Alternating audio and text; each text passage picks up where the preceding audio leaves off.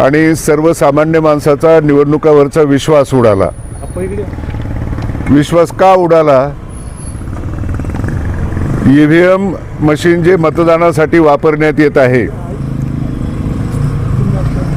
सर्व मतदारांना असं वाटायला लागले की आपल्या मताला आपण मशीनमध्ये मत देतो ते आपण ज्या उमेदवाराला दिले त्या उमेदवाराला पडले की नाही, अशा प्रकारची शंका महाराष्ट्रामध्ये निर्माण झाली।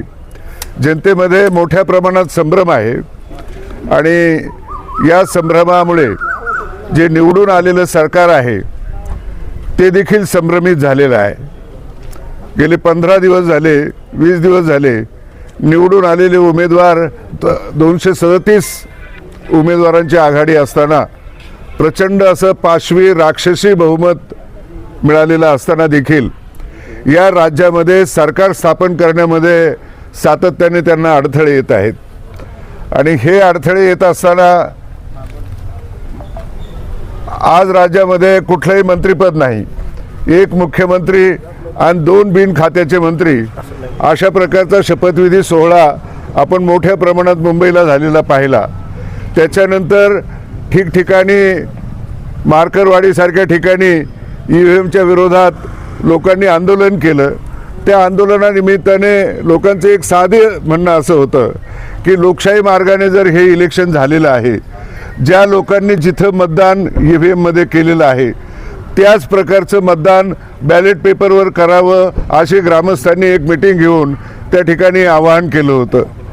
सदर आवाहन करत असताना खऱ्या अर्थाने आपण तंटामुक्ती चालवतो, गाव बैठका घेतो, पंच कमिट्या निवडतो, गावाची व्यवस्था पाहण्याचं काम अनादी काळापासून आपण करत असतो आणि त्याच्यामध्ये सरकार काय फारसा हस्तक्षेप करत नाही। बेकायदेशीर काही काम आपण करत असू तरच सरकारचा हस्तक्षेप होतो।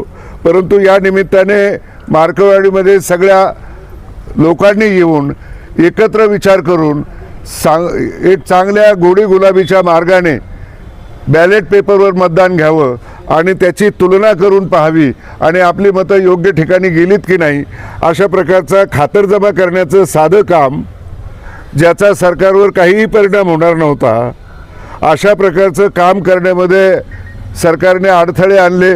त्या ठिकाणी लाठीचार्ज केला, अनेक नागरिकांना मारहाण केली, अनेक लोकांच्यावर 144 कलम दाखल करून गुन्हे दाखल केले आणि ही गोष्ट महाराष्ट्रामध्ये अत्यंत निषेधार्ह आहे।